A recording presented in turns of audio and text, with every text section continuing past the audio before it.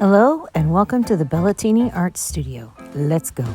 I just wanted to share my little journey of what I've been doing regarding water-based markers.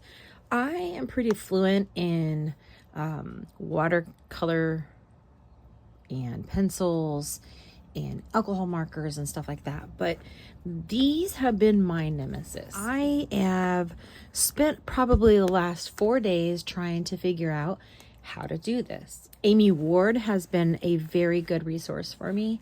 I happened to sit in on her live. I didn't get to see very much of it.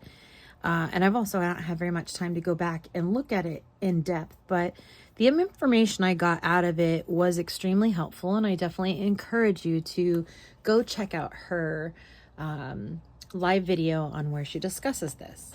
So today I wanted to tell you a little bit about what I've been using, how I got where I got with it, and my ever horrible mistakes of it, okay? So I've been working with Crayola Super Tips.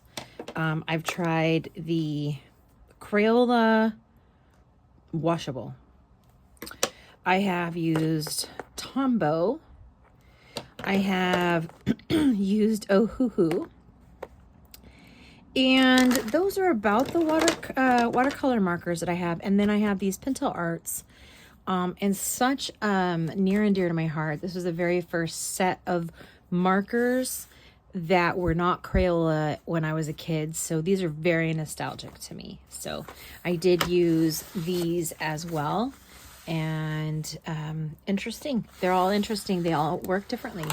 And it has been really nice to kind of just sit around and try to figure out what some of my supplies that I have and what they do. So I definitely enjoyed these Ohuhus. They have been my favorite of all of them. And I do highly recommend these. So let me take you on the journey of what I was trying to do. Okay, so I first started in this Disney book, and I have had the hardest time in this book with any medium. So if you guys are out there and you've colored in this and you think you got it down, can you please comment and let me know like what you're doing, because it seems like this book hates anything except markers. And so I only tried this very briefly to kind of figure out like what it was, and this was the Super Tips. I had to go over it quite a few times in order to get it to not be streaky. The one thing about Crayola is they're pretty high pigmented, but very streaky. I don't know what the trick to them is yet. But then I moved over into this book, right? And I tried this. And at first glance, it's like, okay, well, whatever, weird colors, but I was just trying to experiment. And you can see here is where Crayola is. It's Crayola. It's a very streaky. And this is when I started using the Tombow, and Tombow for her dress also. But I also used the Pentel on here a little bit. They didn't like to blend very well. Same with the Super Tips. I felt like those two things didn't blend very well. Here is very streaky. I even went over it multiple times. I couldn't get rid of the streaks. This side, the little unicorn, he's done with Tombows. And again, this is my journey and me being vulnerable and saying, I don't know what I'm doing. I can shade all I want, but this is difficult. So I was like, that can't be it. So I tried again. I tried a wet on wet technique, meaning watered down, dabbed the pen. So this is the effect I got. So I'm sure it could be pretty cool if I really wanted to accentuate that. But I was just overwhelmed. And this is Tombows. These are Tombows up here.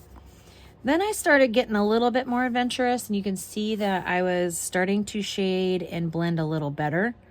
I did a little practice thing down here with how to do what Amy Ward was explaining to do. And at this point, I was like, forget it. We're throwing in the towel. This is not happening. This is not working. So I was like, you know what? Let me try one more time. I went to this book. And in this book, I did a buddy color with Michelle, and just took my time and tried to incorporate everything that I learned from these other examples.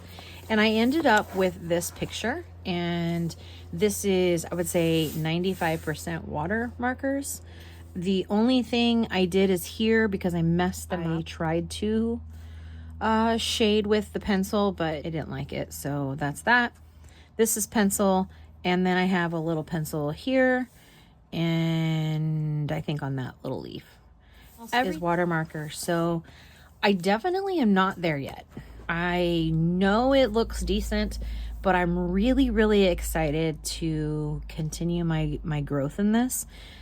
You can move through so much and so fast with these types of markers. They're not as fussy, and you can just do basic coloring, you know, just like straight coloring, and then you can add pencil. It really just adds so many different elements to your art. And I think personally that I'm so thankful that I took the time to kind of get to know these markers in a way that I've really wanted to, because I've really only ever used them as accents. And I keep buying them and thinking, what do I need these for? But now I have a resource. So I'm super, super excited. I would love to see what you are doing with your water markers.